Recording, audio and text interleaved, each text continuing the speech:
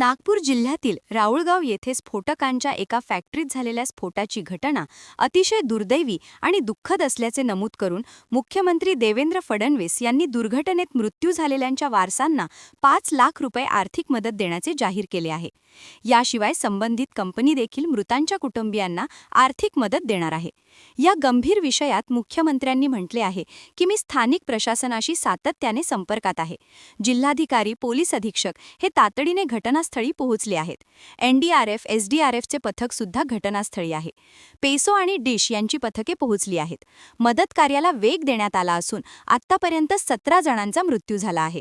या घटनेत 18 जण जखमी झाले आहेत। जखमींना तातडीने नागपूरला हलवण्यात आले आहे।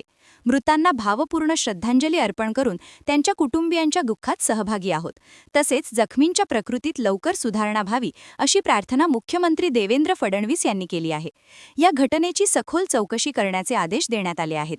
या संदर्भात पोलीस नागरिक समन्वय समितीचे प्रधान समन्वयक प्रवीणजी राऊत यांनी शासनाच्या 5 लाखाच्या आर्थिक मदतीला न्याय म्हणावं का असा सवाल उपस्थित केला आहे।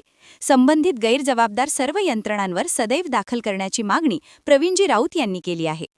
आपण पाहिलेलं आहे की सप्टेंबर महिन्यात आपण सरकारला, शासनाला, प्रशासनाला, कारण की स्फोटक जिथे विषय येतो तिथे केंद्र सरकारचं एक विभाग आहे, ते त्याच्यावर सुपरविजन करतं किंवा कंट्रोल ठेवतो। या व्यतिरिक्त कायदा आणि सुव्यवस्था किंवा सुरक्षेचा जर प्रश्न असेल, इमर्जन्सीचा प्रश्न असेल, लॉ अँड ऑर्डरचा प्रश्न असेल तर कलेक्टर हा सुद्धा प्रमुख आहे या जिल्ह्याचा। पण असं असताना यापूर्वी बुटीबोरीत हा एक स्फोट झाला, त्यानंतर उमरेडला स्फोट झाला, त्यानंतर बाजारगावला स्फोट झाला। बाजारगावच्या स्फोटमध्ये 10-10, 15-15 किलोमीटरवर ते जे स्फोटकाचे अवशेष होते ते पडले, त्यात सुद्धा हानी झाली।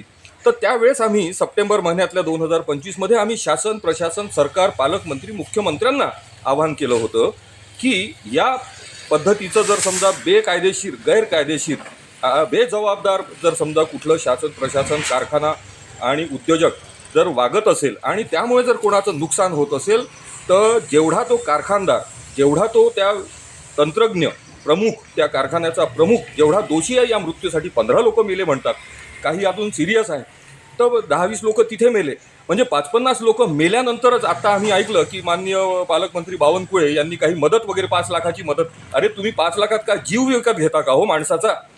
तुमच्या घरचं जर एखादी मेलं तर काय तुम्ही त्याची किंमत 5 लाख रुपये लावणार का? हा आमचा सवाल आहे। And prevention is better than cure.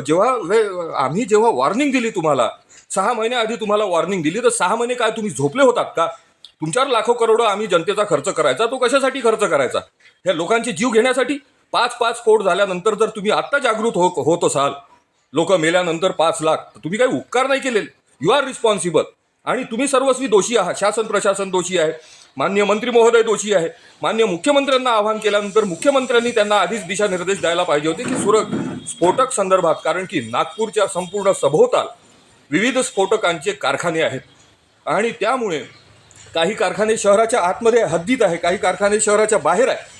पण आम्ही आवाहन केलं होतं की नागपूर हे पूर्ण बारूदवर बसलेलं आहे आणि जर याच्यात थोडासा जरी किंतु परंतु झाला, दुर्लक्ष झालं तर लाखो लोकांचे जीव जाऊ शकतात।